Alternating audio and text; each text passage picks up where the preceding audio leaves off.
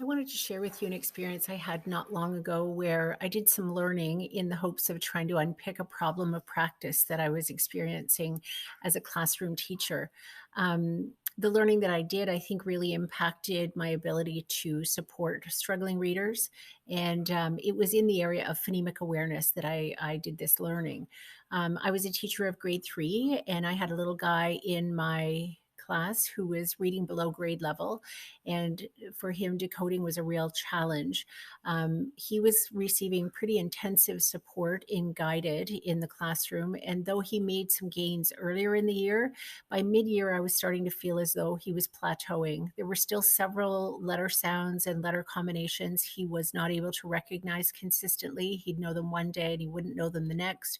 He was able to decode words in isolation, but wasn't able to transfer that over to continuous text. So I noticed he was starting to get frustrated. And I, in turn, started to really wonder, what is it that I am missing, and or what could I be doing differently in order to support him? To think very critically about my reading program, and I couldn't help but kind of think about it in the same way that Shelley Moore talks about how we as educators, despite our best efforts, run the risk of leaving one or two behind. And the analogy she uses is in bowling, and the 7 to 10 split. So 7 and 10 being those that are left behind. And I felt like this little guy was a 7 or a 10 pin. Luckily, around that time, I came across some information that really sparked my attention. And it came in the form actually of a CBC radio program that focused on reading and the impact of on people who never become proficient readers. One of the things that they talked about was the importance of phonemic awareness. And though I knew phonemic awareness was extremely important, I didn't realize that without it, a person would continue to struggle and never become a proficient reader. The good part, though, that they shared is that 60 to 70% of children develop this ability to become attuned to oral language quite naturally. But then there's that 30% who will never develop that unless they're given explicit instruction.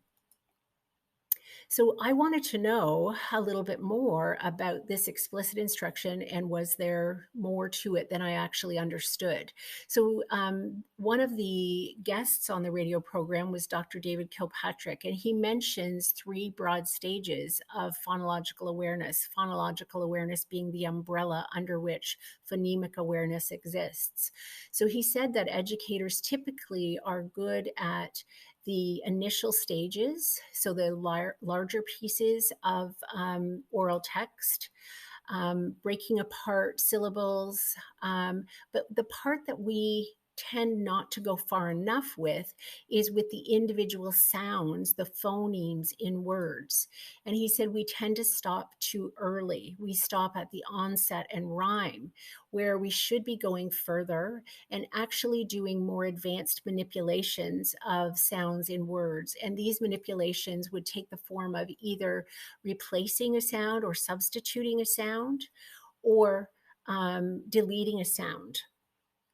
So that was news to me because I wasn't aware of the necessity to do what seemed to be a fairly simple thing. But without that, we could be leaving kids behind. So when I became aware of the phonological, the importance of doing these kinds of activities, I found they were fairly easy to find in existing resources I already had. And I could easily make them up because they were pretty straightforward. Once I had a sense of how important they were, when I started doing these, we called them word games with this little guy.